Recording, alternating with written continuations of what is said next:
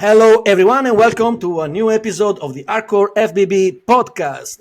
Today, I'm delighted to welcome back on the podcast a coach and competition prep trainer from Germany, the one and only Rafael Zimmermann. Hi, Rafael. Hey, Claudio. Hello. Thank you so much. Thank you for Thank joining you. me on this episode. This is for people that haven't seen it yet. Yeah, we recorded with Rafael. When was it? Like around a year ago, maybe something like that. No, not that. Less. Not that. Half a year ago. Half a year, or so, 6 yes. months ago. Okay. Like this. Yes. I kind of lose track. I've had so many interviews. I got another one after this, by the way, and another one tomorrow morning. So it's lots of people. Yeah. I think. A lot of work. Yeah, I think this is episode number 30. 30. I saw it in the email. Yeah. So it's good. It's Great. good. It's good. Yeah, it's cool. So how are you? What have you been up to in this last 6 months? I mean, we've chatted from time to time, but for everybody. Yes. Yeah, I mean, I think the last episode was right after Portugal. After that was Alicante, Portugal again. But in August was very quiet, no shows. I wasn't at any show. I had one client in England at the Two Bros Pros, but nothing exciting. They all work up to Germany, to the Europa Pro. Yeah, that's a big one. In 2 weeks. So, yes.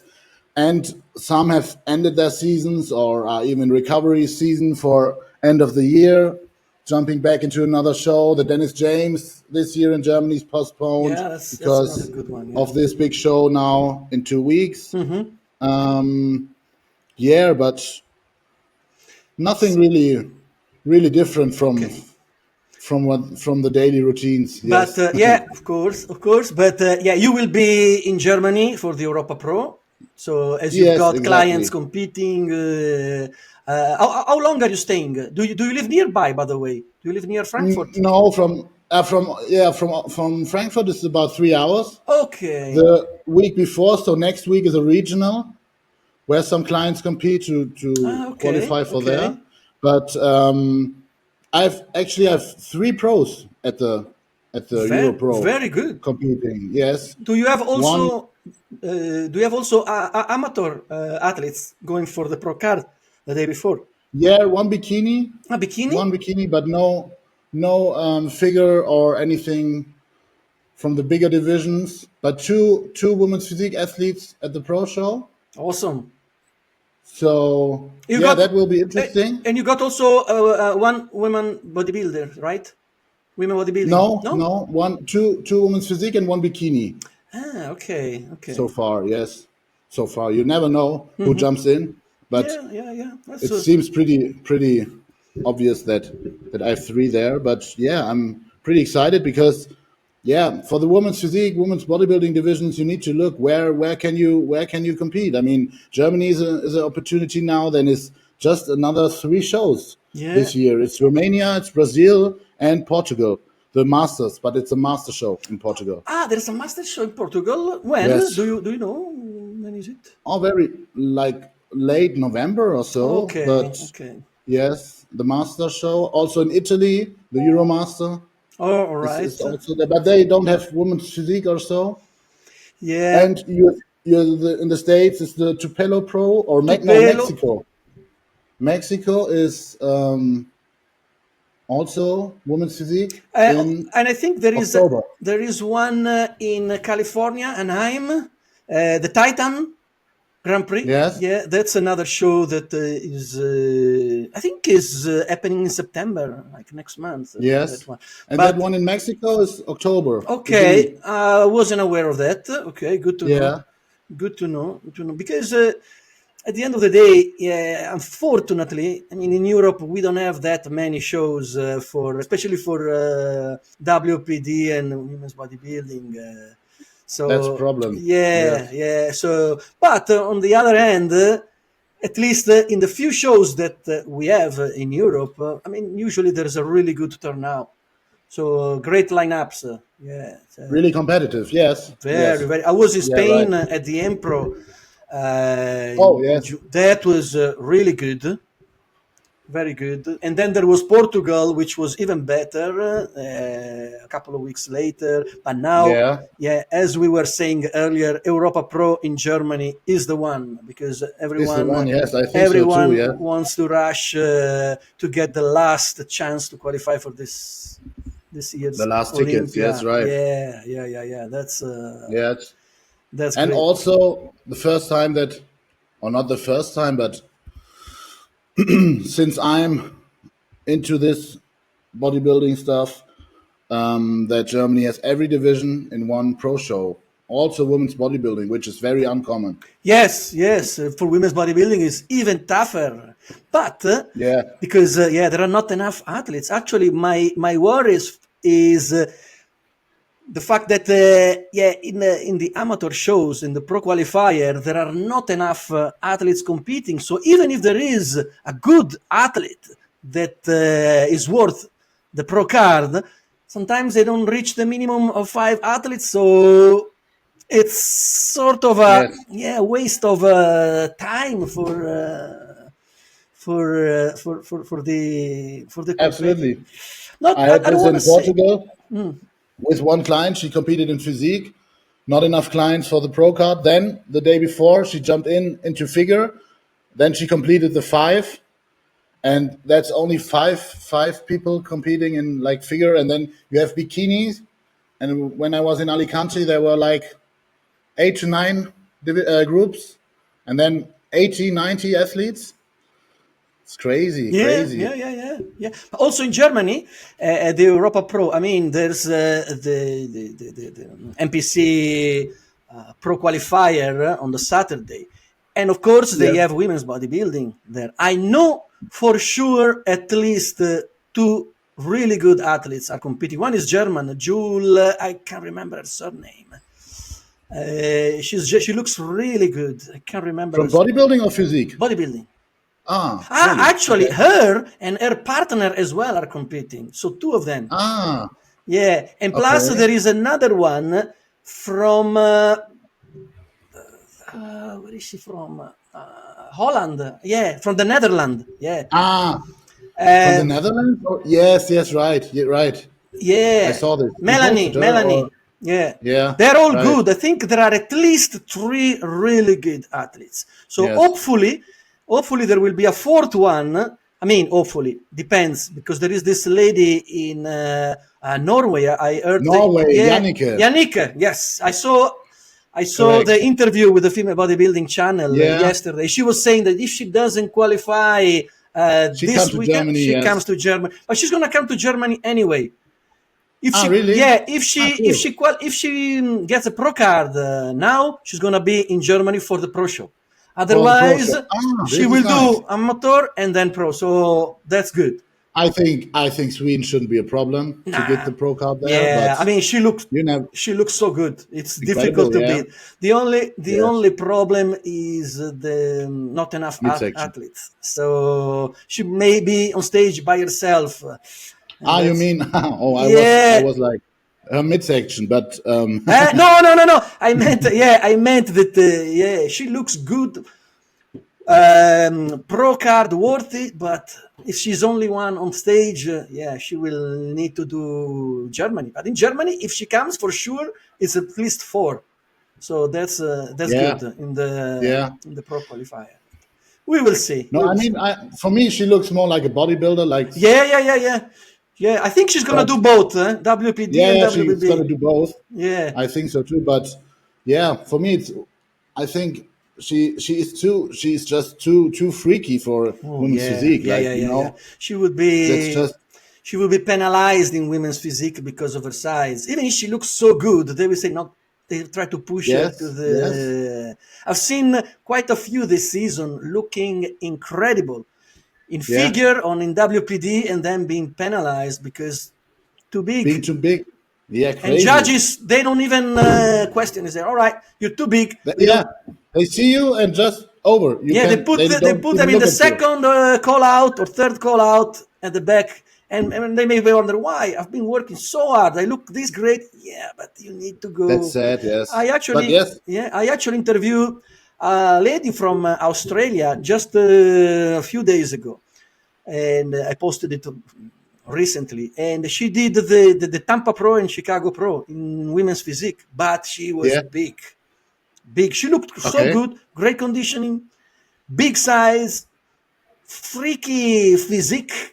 She looked amazing, but they discharged really, discharges. yes. Yeah, they dismissed her straight away. Yeah, and they told her you need to be in women's bodybuilding. Ah, crazy. Yeah, Shit. which she said, okay, it's fine. Next year I'll come back. And Yeah, sure, but it's always another year, you know. another year, yeah. So now she's going off season for a while, and then she will. From Australia, interesting. Yeah, we got quite a few athletes from All Australia. over the world, yes. That's And good. nobody knows them. That's a bit sad. Yeah, Yes, tomorrow because I've it's not got so popular. tomorrow I've got another interview with Australian WPD top 3 at the Masters Olympia. You know, Tracy Guile. Yeah. Right. Tomorrow I'm interviewing her. Yeah, Cool. she's another great athlete from Australia. That Who won the Masters Physique Olympia this year? this year, it was the Brazilian Nana Silva. Her name. Ah, okay. She's a new. Carol.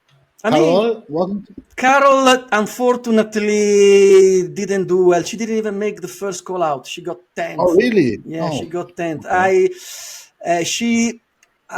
She didn't bring the same package that she usually brings on stage. She's always Okay. either win or top 2, not less. Yeah. She always looks Yes. super sharp, super shredded. Not this time. I don't know if Okay. maybe it was the journey, you know, the long journey to Japan, but it's a common problem with all the athletes. So, but I don't know. But yeah, and the problem is that Carol, yeah, she's qualified for the Olympia this year, but I don't think she's going to be able to travel because of visa issues. Really? Yeah. Where? But she lives in Portugal, isn't she? Yeah, she lives in Portugal, but she's got Brazilian passport. And I don't know, for some reason, her visa has had some issues. So she that's so qualified sad. 4 or 5 times for the Olympia, and never managed to get there, which is like Berouge. yeah, very disappointing because you know athletes work hard to get on that stage, and when you get denied because of you know. Then you can't compete. It's sad, yes. But it is what it is. It yes. is what it is, unfortunately. And from what I heard, the IFBB, they cannot do much to sponsor the visa. It's limited what they can do. So Sure. it is what it is. But anyway, I know you had an agenda you wanted to go through. So yeah, it would be great I to think hear. there are some topics we Yes. should Yes. cover, or the people asked for. Yes. Yes, Like please. what was your like? I mean, we could start. Yeah, training and nutrition. We can. You can give us a little view from your yes. experience as a coach. Yeah, what are the priorities for these topics? The most difficult divisions to coach. Meanwhile, for me, is bikini and wellness. Okay. Because you never know what they want to see. We were in Portugal. They said not that condition for bikini. You come 6 weeks later, they say please more condition. Yeah. In wellness, they say please come fuller, midsection control. Okay, this is always, you should always have that. But then it's like, okay, more condition, less condition, more fullness, and then more fullness in the glutes, but stay as sharp in the hams like you are. Okay, how do you manage this, you know? Yeah, it's tricky. And when you go through the criterias, it's always like bikini is femininity, rounded glutes, tight waist, capped shoulders, focus on glute isolation, no excessive quads or quad work at all. And wellness is the super heavyweight man's legs with a bikini upper body, yes? Yeah. And then it's get interesting, and I also want to hear your opinion. I mean, for me, it's like figure is like the very muscular bikini division with some kind of woman's physique points in the upper body. Yes, and yes, like this, yes. like conditioning nearly to women's physique, yeah.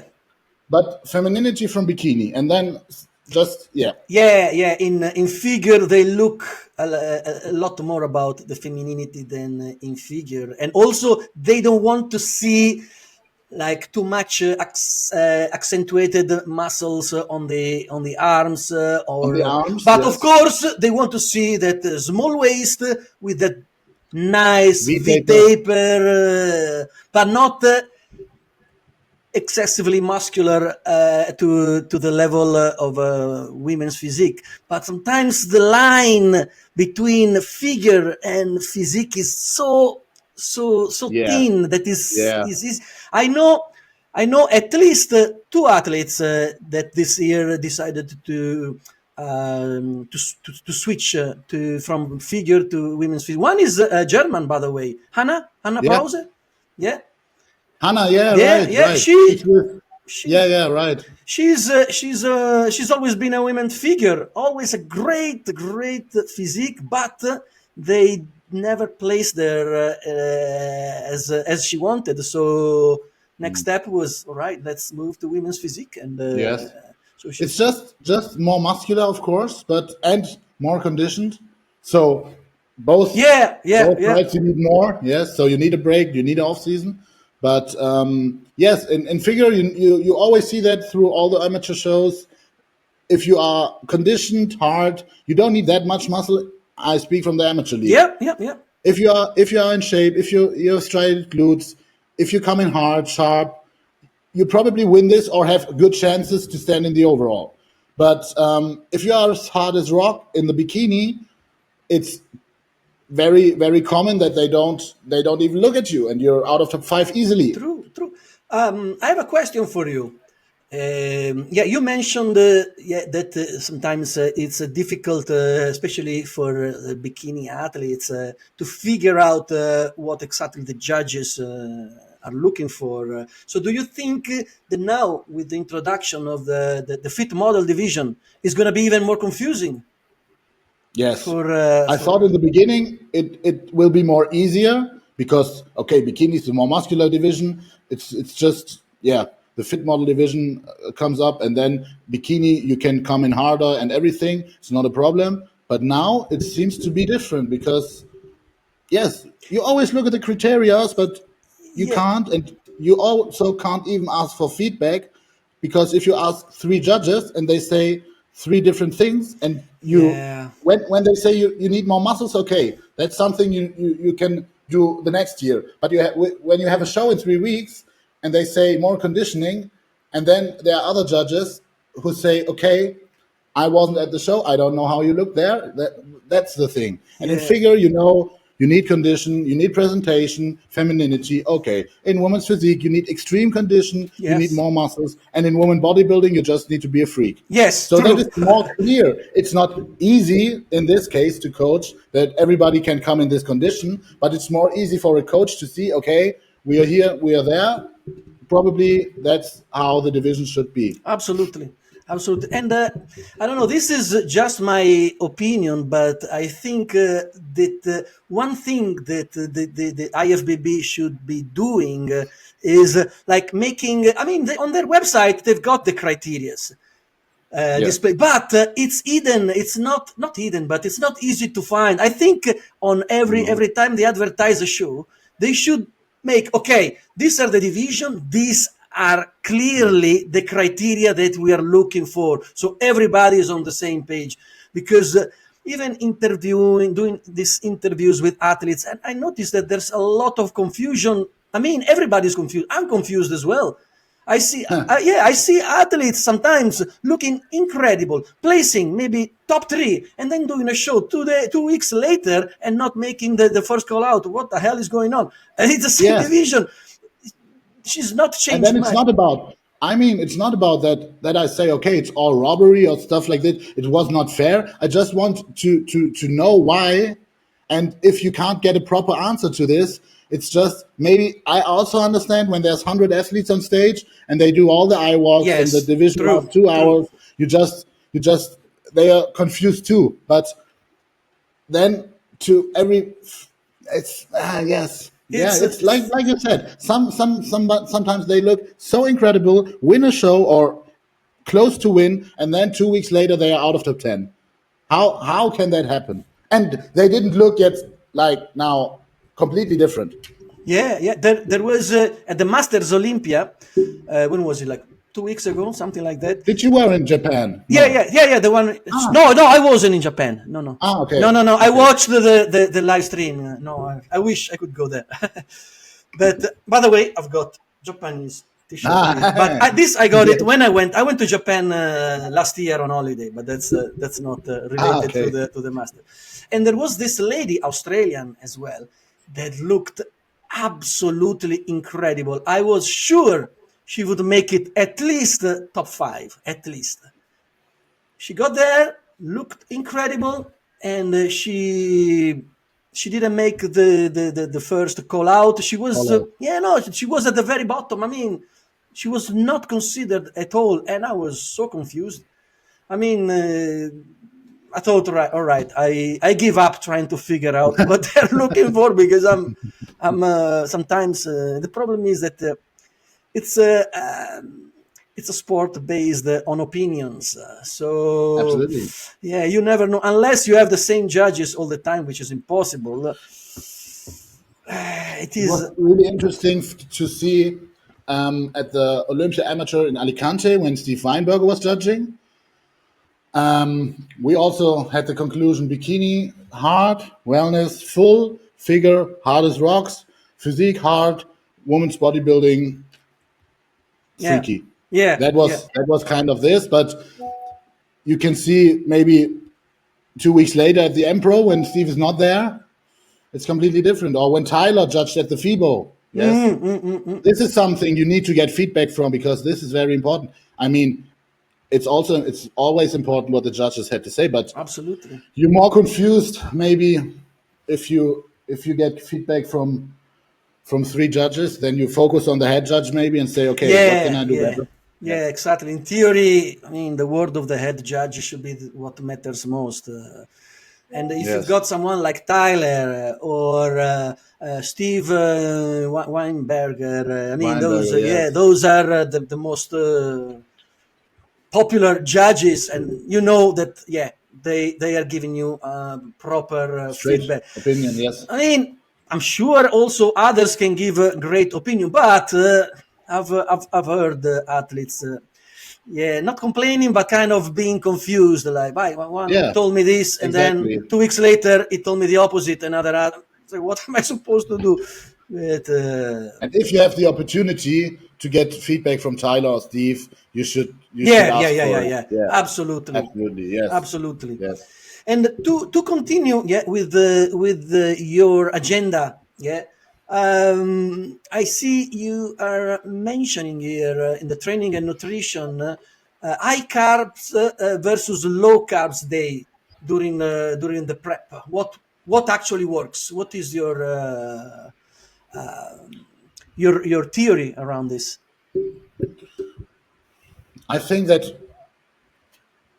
a lot of athletes don't go too low, and a lot of athletes go too low too fast. Okay. So both is not good. So if you go excessively low with food and high with cardio from the beginning, you will reach a plateau very soon and be exhausted. Fatigue management is a big problem in this case, I think, because when you have high cortisol and high aldosterone from long phases of low to zero carbs, then also maybe low fats, especially for women. We talk about women now because I always think in this 50 kilo to 75 kilo area. It's more easier for me. I cannot peak a 300-pound guy. I probably can, but I will not do. I don't want to do. You are no, fair enough. I mean, you're now specializing on certain divisions, so you've got great experience on with women, and you know what works and don't work. Yeah. So So from my experience, also these big refeed days, it's not needed. It's just okay. you just give them like a 50 grams of carbs here and there, or 80 grams or so, throw in based on their look, which speed up their metabolism. In the opposite, if you gave them a big refeed of 400 grams of carbs, except they are freaky and they have completely different metabolism, that will slow up your metabolism over the next few days. Okay. Okay. And then Interesting. I always go by look and by like biofeedback, like how was your sleep? Do they look watery? Is weight maybe holding? Don't maybe go up 2 kilos over 3 days or so. This is always a sign that there's something stress related. If the other circumstances stays the same. So if then you say, okay, tomorrow you go off cardio for a day, and let's have 30 grams of carbs from like oats or rice, whatever, like clean carbs, and then and then go back to the normal setup a day later, and then all of a sudden they drop weight. This is always a sign that you can't, even if you're enhanced, you can't go straight 6 months on like 50 grams of carbs. You rather go like have a couple of 0 days, have a really low day. This is, I mean, this I call this as a refeed, but it's only like 60 grams of carbs, And if you time then or split them up over 3 meals or so, you have a much more better reaction from your body than just continue and say like, oh, this is prep, I need to feel like this. No, you not always need to feel like shit. Not always. That's like sometimes, yeah, yes, yeah. not always. But not always. Yeah. Not always. Oh, exactly. And also, yeah, you wanted to discuss the cycle management and the toll on of contest prep, and yeah, the health, hormonal health, the health of the athletes. What are your thoughts on that? And after, I have a question for you on this topic. Yeah, like these strict diets from, I think the problem is that many athletes don't plan way before they start a prep, and then they're just like out of a complete miserable state, and then are like, okay, I can only make it when I have a goal, when I have a set date in mind, and now I start prep from being out of training, out of gym for like 3 months or so, and then get back right into a prep. And then of course you start with a, I don't know, moderate carbs, but then you pretty fast see that it doesn't work that good, because I don't know, it's very individual. Yeah. And then of course you need to go low very soon, and then you are like 14 weeks out and have 80 grams of carbs left and already 60 minutes of cardio, like this. So I think this, you need to manage this in advance, that you have the pre-prep phase where you can go a little bit higher with calories, where you can soften up a bit, where you can get back your hormones in a regular state. Yes. And there where you also can like give your body a bit of recovery, deload, whatever it's called. It doesn't need to have a name, but like, for example, I want to have blood work before prep, and if the creatine kinase is at 2000, for example, I want to see, okay, take 4 or 5 days off, and then we see if it's really muscle damage or is it heart damaged, because all of the doctors call you and say you need to come immediately, there's something wrong. But maybe you check, and then I had this case a couple of weeks before. She was on 2,200 whatever, and then she stopped training for 5 days, and the creatine kinase lowered to 218. Okay. So there was something going on, but only muscle related. So maybe have a week completely off before you start prep, because then you are in 14 to 18 weeks constantly stressed, training nearly every day or every other day. Yeah, absolutely. So absolutely. This you need to plan ahead and take into account that the pre-prep phase, or like is more of a recovery phase 2, not only right after the prep, also before the prep, that you come fresh into the prep Yep. and not already completely exhausted. Yeah, Yes. and all this, it's crucial for the health of an athlete. One thing I noticed is, without making any names, but I noticed that there are athletes that keep on competing one show after another. I know some people that have done at least 6 shows already, and it's not over yet. It's not over, yes. Yeah, This is the thing. either these are, I don't know, cyborg terminators, I don't know how they can make it, or they are fucking up the health. What's going on there? Yeah, because, I understand competing, the wish to win and get on the Olympia, but at what price? Isn't it better to focus on a couple of shows, do as best as you can, otherwise going off season and think about it next year? I don't know. Absolutely. Yeah. That's why the best scenario is like using the first shows who are for next season. Yeah. And then you can qualify and jump right into an off season to improve, and then you have this qualification already. But if you like, I know also some athletes who are doing like starting in May, June, July, August. Now we have end of August, and they are so close always. Of course, I understand this. Yeah, but and then the judges say, "Oh, come like this. Next show you have this." Also, come in second again.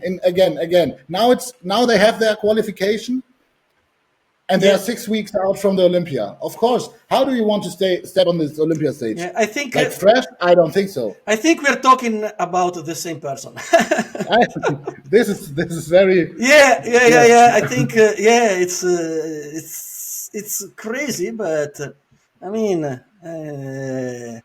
it is. I don't know how I would handle this, but I would definitely.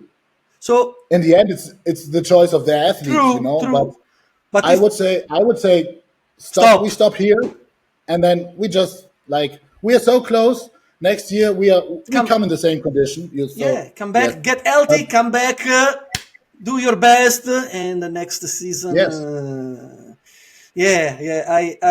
I agree, because being on prep that long. For how long? Yes, for how long? Like 10 months, 12 months? Prepping a year? And last year it was the same. So basically, and the year before. So, as much as I appreciate to see this athlete on stage, I also think, but at what price? Because it's getting a little bit too much. So yes, also with the peaking and stuff like this, I don't know how often you can peak a body to a really conditioning contest shape. Like there is a limitation where you need to take in consideration. Except you are in bikini, for example, and you never need to do drastic changes in water manipulation, whatever. Then okay, there are people who are doing like 10 shows or whatever, and then you don't have this water rebound and stuff like this. Your kidneys are not working that much. They are working. They need to work, but not that hard. Yeah. So we don't know. Yes, but I also think that. Yeah, and regarding this sort of I don't know if we can call it mistakes, or I don't know. You were mentioning the 5 biggest mistakes women make in prep. What are they? 5. You mentioned 5, but what are them? On your opinion, I think we find 5. Like under eating too early. Pardon? Under eating too early. That they burn out too fast. Yeah. And you need to for example, that you don't start in a healthy. Like if you start at 1,200 calories, where do you end? This one thing. Excessive cardio, like 3 hours or what? Oh wow! I heard of people 3 hours. 3 hours. 3 hours of cardio. My God. Crazy. Will also damage your metabolism and will just fuck up your thyroid system. Yeah, You need I to heard go that as well. higher and higher in T3 to just stay in a normal range. Then also, I think the improper training approach. Okay. Don't train. Don't or like, how do I say it? Neglecting key body parts which are important for their division. Yep. Like you said before, not too much arms in figure, but focusing more on glutes in bikini, avoiding quads in bikini, midsection work and stuff like this. So that it's all about dieting, and cardio is the more important part, I think.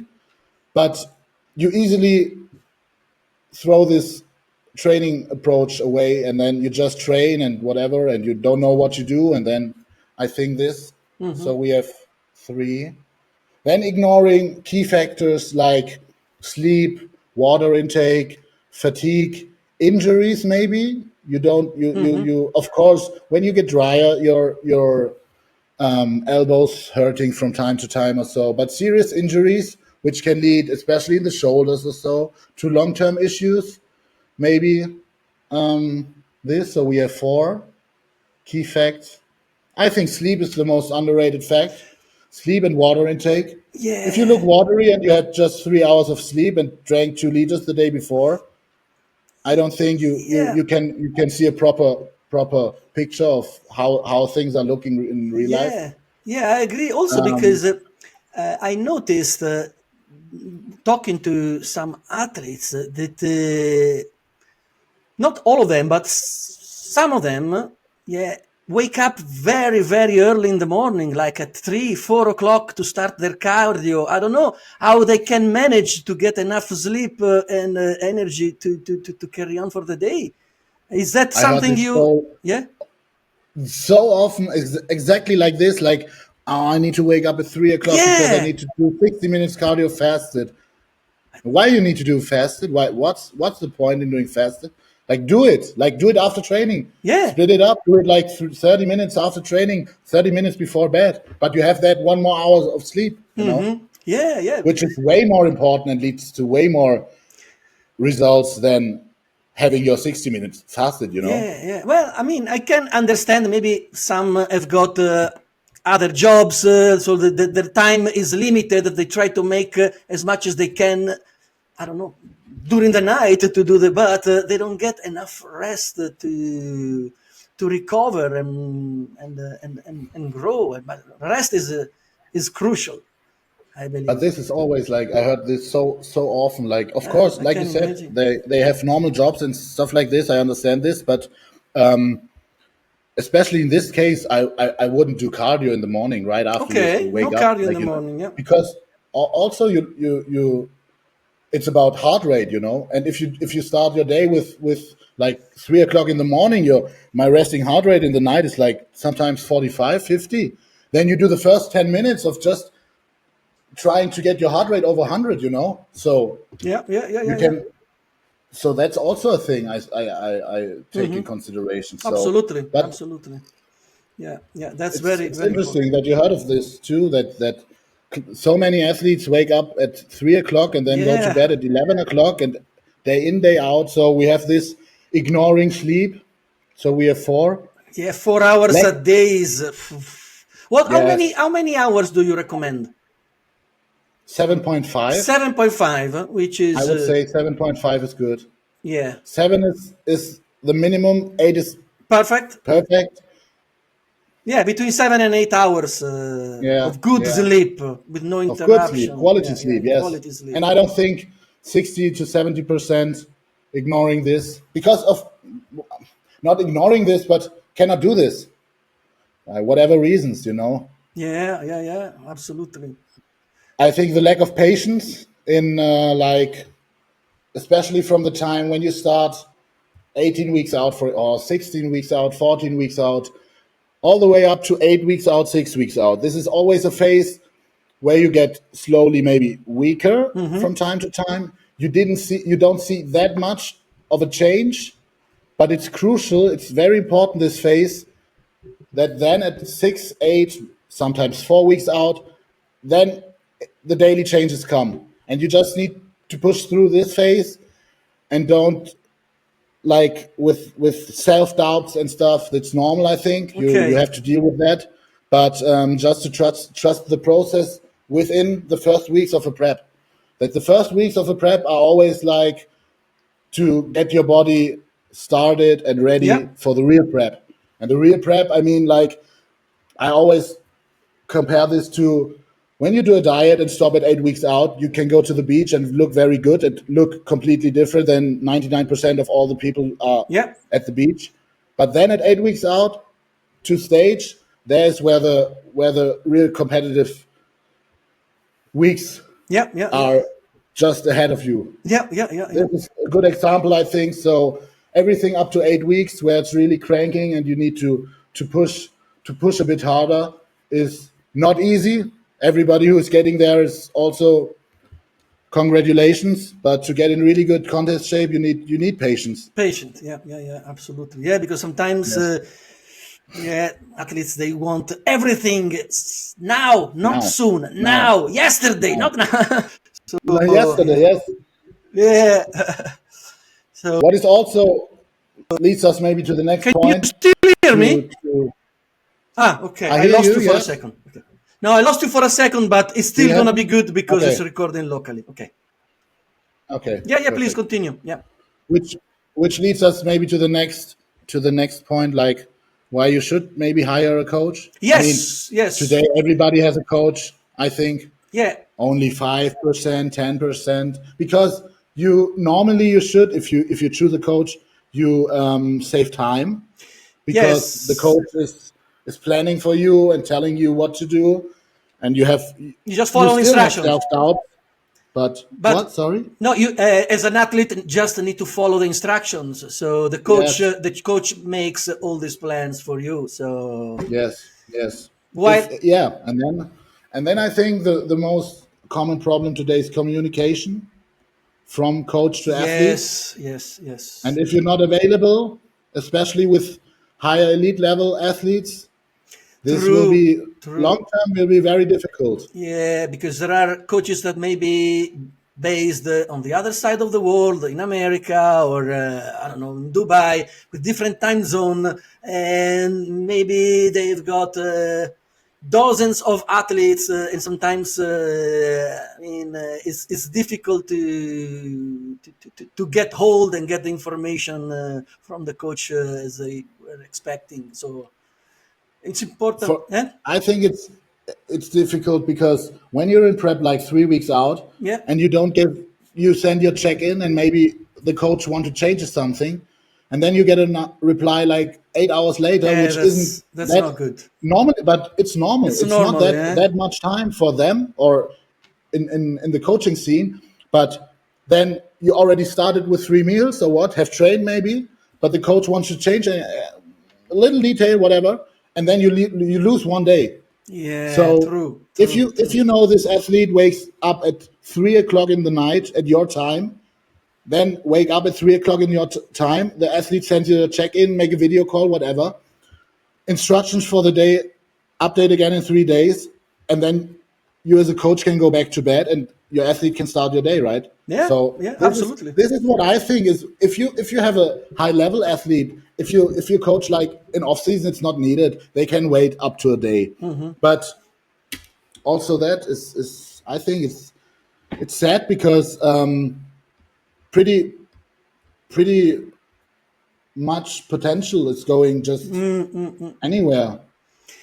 So basically, you're saying that a great coach should be available when needed. Availability is crucial. So even when they add, because sometimes it's not only about the actual prep. Sometimes it can be for an athlete an emotional ups and down, and then they can freak out.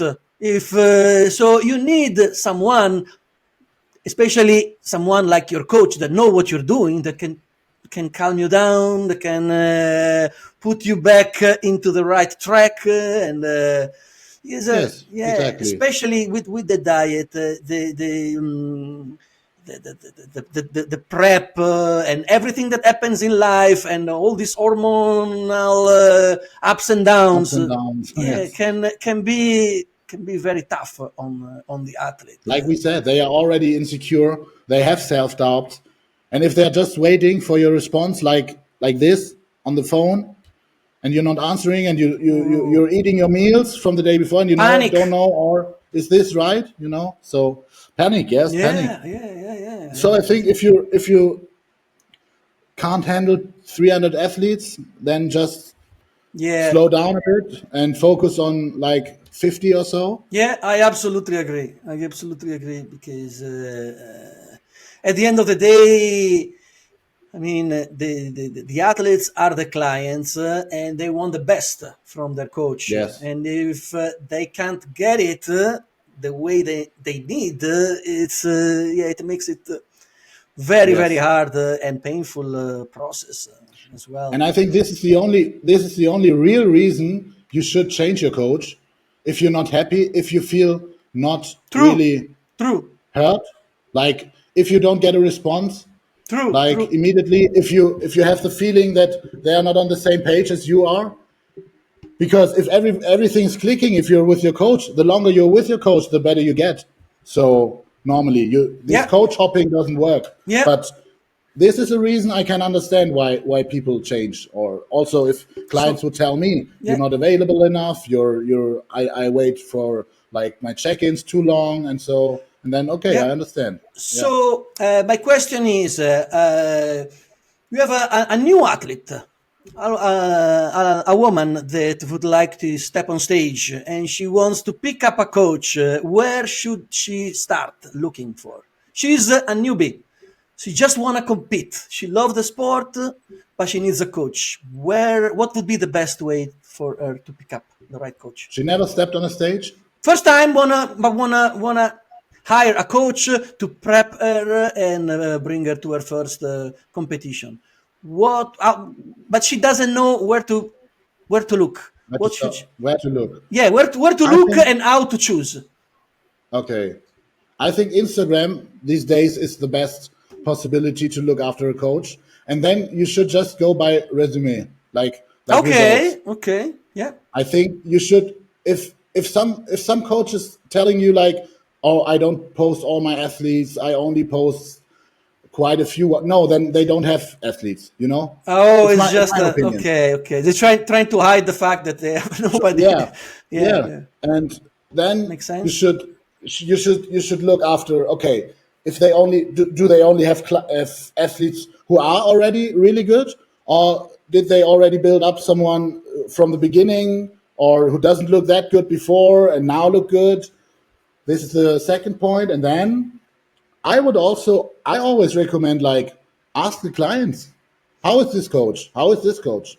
It's not, if you have nothing to hide, that's a good, then you, exactly. As a coach, you should be fine with that. You should be fine with when someone's asking about you, your clients. Yes. Yeah. So you're saying, if a new athlete look on Instagram and look at all these coaches, because there are several coaches that can prepare, but you say look at their clients and reach them out and hear their experience, how they are finding their experience. And then ask directly for like availability. Not how is the coaching, because coaching should be individual, but how is the communication? Exactly, the response from the coach, how proactive is in case you need them. Exactly. Yeah. That's those are crucial points. And if you are interested in what the service includes, then text the coach. But before you do this, maybe then check out their athletes and check out the site, because normally the site is your visit, your card to present, your website or whatever. Yeah. Absolutely. And I wanted to cover the last part because we are nearly touching the hour. Let me see. Yes. Well, we already discussed the judging and division, what they're really looking for in bikini, wellness, and figure. But then, you saying trends and changes in female bodybuilding standards. What do you mean by that? Yeah, I think this was something I was thinking about because there was a time, I don't know, back in 221 or 222, where they went a little bit like pulled back from this extreme conditioning, Oh, I see. especially in physique or so. And then I was thinking about, but no, we don't. I mean, like, we don't have this anymore. Like somebody say you're too conditioned. But there was a time, like 1 or 2 years, where it was like, oh, we want to protect these divisions. Like we don't want to do these excessive conditions, these extreme conditions. But nowadays, back into 24 to 25, we've seen crazy conditions. Yeah, So especially that in is women's physique. in women's physique, it's crazy. It's And crazy. So, do you think that in women's bodybuilding um, they should reward more the size of the conditioning? I think the size, The as they do size. already, Yeah, I yeah, think yeah. they do because these are the freaks. Like these, who is this Ashley or what? Who Ashley placed third last Jones. year? Ashley Yes, Jones. Yeah. yes, Oh, yeah. yeah. This is That's crazy. women's But you will, bodybuilding. that's women's bodybuilding, yes. Yes. And they are not sliced. They're not. You can't see the crazy lines in their glutes and so. But they are big and they are conditioned, of course. Of course. But in a different way, and they are just monsters, you know. Yeah. And still have this sometimes this V taper, not Absolutely. extremely, but these are more the blocky bodybuilder, Yeah, like yeah, open. This is open bodybuilding, yeah, like you said, yes. yeah. Women's open bodybuilding. I think they should go for muscles there. True, and actually, this Sunday there is a really good show in Romania, the Alina Popa Classic, and yes. there's gonna be an outstanding battle between two of the freakiest female bodybuilders on the planet. Talking about Really? Nadia Capotosto, you know her, yeah. She Italian, yes. Italian versus Alcione Barreto, the Brazilian. Alcione. So they are both. If you have seen the way they look these last few days, it's crazy. I think both of them could be top. Both could be like top 3 at the Olympia. Yes. They have built their best physique ever. So it's gonna be a crazy show. This one, you will see. Nadia competed this year already. Yeah, Yes, she's already qualified. Yeah, she competed at the New York Pro, and then she came second there, and then she did the Toronto Pro, and she won. So she's already qualified. Toronto. Yeah, while Alcione, she won Portugal, so she's already qualified. But there's gonna be this battle of the titans in Romania this Sunday, and those two on stage. It's gonna be. Oh, excited! It's gonna be because both they look, aliens. Crazy, absolutely. Crazy. So what's about Angie? Yo, she went a little bit off the radar, but she's not doing the Rising Phoenix. She's actually the current champion of the Rising Phoenix, but she's not doing it this year. I think she's going straight to the Olympia. Yes. And on the day of the pro show in Germany, Andrea Shaw, Ashley Jones, and Natalia Kovaleva, they are doing like a workout together for the Olympia TV. So they are filming them in their really. Apparently, they all will look incredible. So they are shooting this workout with Linda Murray. That is being like talking through the workout. They do it every year before the Olympia. And I saw the post yesterday that they are having. Cool. And NGO will be in this in this video. So it's going to be curious. I didn't saw anything from her the last weeks. Yes, she hasn't posted much, to be fair. Yeah. Or the few things she posted, were not much related about her current look. Maybe she's gonna keep it as a surprise. Even though I'm surprised she's not doing the Rising Phoenix because she won it last year. When is the Rising Phoenix? When is it? Rising Phoenix is usually 2-3 weeks before the Olympia, so I think it's gonna be towards the end of September. I'm not sure exactly like when. this. Yeah, and apparently there will be also the Russian Natalia Kovaleva. She hasn't competed since 2023, I think. So it would be good. Yeah, it would be good to see what she looks like. I heard some rumors that she's gonna be in Germany, but not because no, because she's gonna be in Arizona shooting this video on that day. It's the same weekend, so I don't think she's gonna be able to make it. Other rumors say she's gonna do Romania in November. I don't know.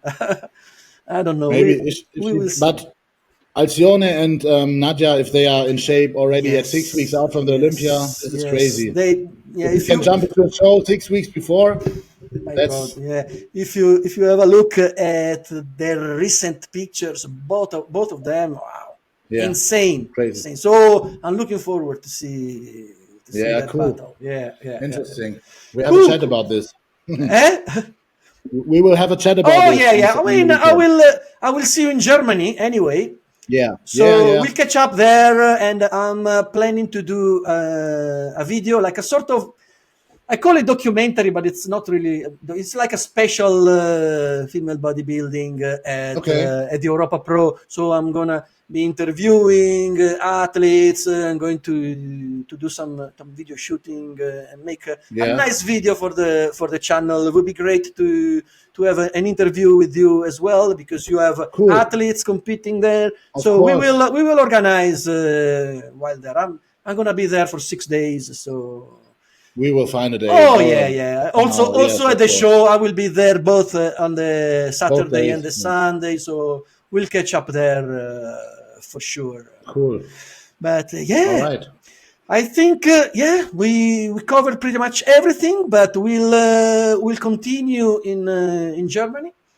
Yes. So thank you very much for your time. Thank you, my pleasure. And good luck with your clients for these upcoming shows. It's gonna be great. For sure. Thank you. For sure. Thank you. Okay, perfect. Anything else you want to add before? If so, I will do it in Germany. Perfect. Okay, Thank I you, will. no problem. I will edit this video in the next couple of days, and I will post and tag you like I did last time. Okay. Crazy cool. Okay. Thank you so much. Perfect. Thank you, Rafael. Thank you, Claudio. It's been a great conversation. Do nothing. I wait or. Yeah. You just. I think in terms of this video, we are. It looks like we're good. Yeah, but if are you using a computer or? Yes, the laptop. Yes. Oh, the laptop. Maybe.